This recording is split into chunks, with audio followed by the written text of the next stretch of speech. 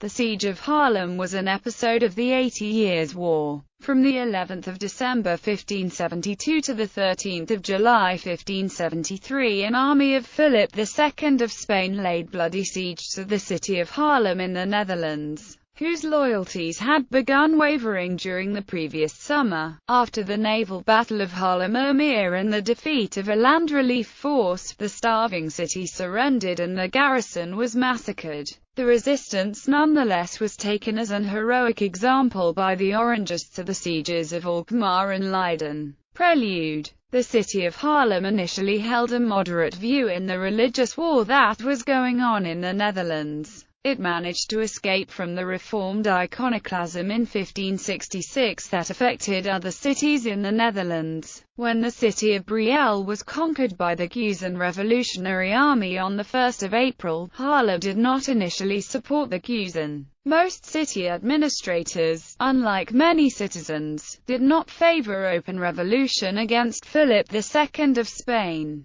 who had inherited rule of the Netherlands from his father, the Holy Roman Emperor Charles V.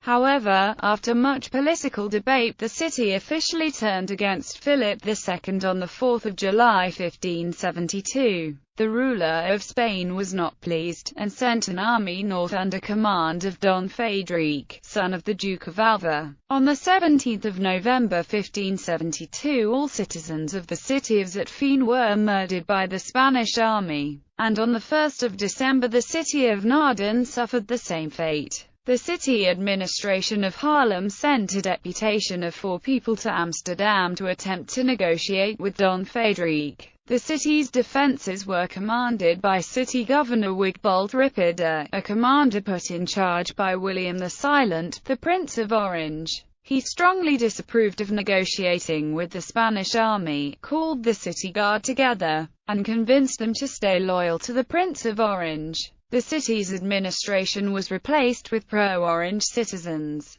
When the deputation came back from Amsterdam, they were convicted as traitors and sent to the prince. The Sint-Bar Vokek was cleared of Roman Catholic symbols the same day. Under siege. On the 11th of December 1572, the Spanish army laid siege to Haarlem. The city was not very strong, militarily speaking. Although the city was completely surrounded by walls, they were not in good shape. The area around the city could not be inundated, and offered the enemy many places to set up camp. However, the existence of the Haarlemmermeer nearby made it difficult for the enemy to cut off the transportation of food into the city completely. In the Middle Ages it was unusual to fight in the winter, but the city of Haarlem was crucial and Don Frederic stayed and put the town under siege. During the first 2 months of the siege, the situation was in balance. The Spanish army dug 2 tunnels to reach the city walls and collapse them. The defenders made tunnels to blow up the Spanish tunnels. The situation became worse for Haarlem on 29 March 1573. The Amsterdam army, faithful to the Spanish king, occupied the Haarlemmermeer and effectively blocked Haarlem from the outside world. The hunger in the city grew, and the situation became so tense that on 27 May many prisoners were taken from the prison and murdered.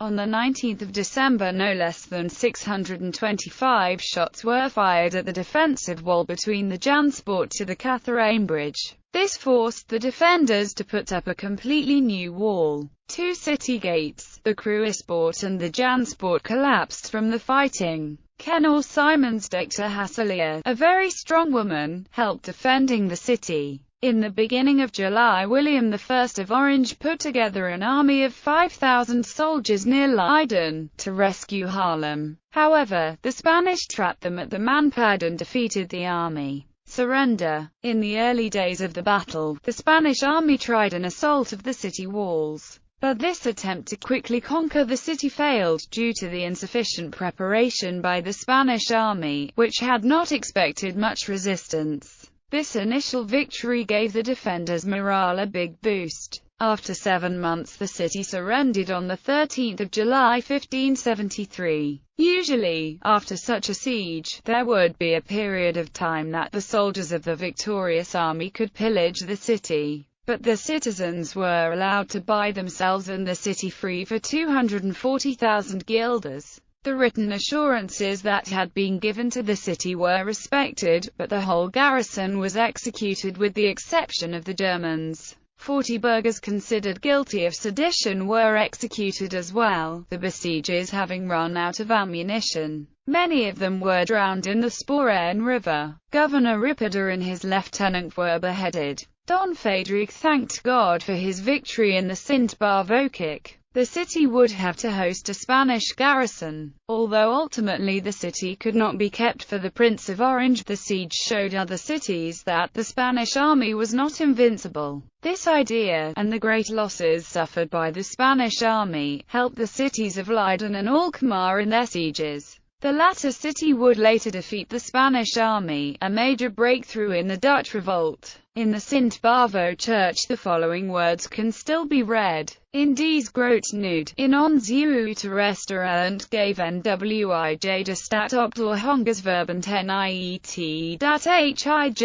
en krieg met storm in de hand. In this great need, in our uttermost misery, we gave up the city, forced by hunger, not that he took her by storm. Literature. Some Dutch cities celebrate their victory over the Spanish with a yearly celebration of independence, such as Leiden since 2 to 3 October 1574 and Alkmaar since the 18th of October 1573. Haarlem did not win on the 13th of July 1573, however, and this has made independence celebrations somewhat problematic. The Siege of Haarlem has been made into 3 plays, most notably by Juliana de Lannoy in 1770.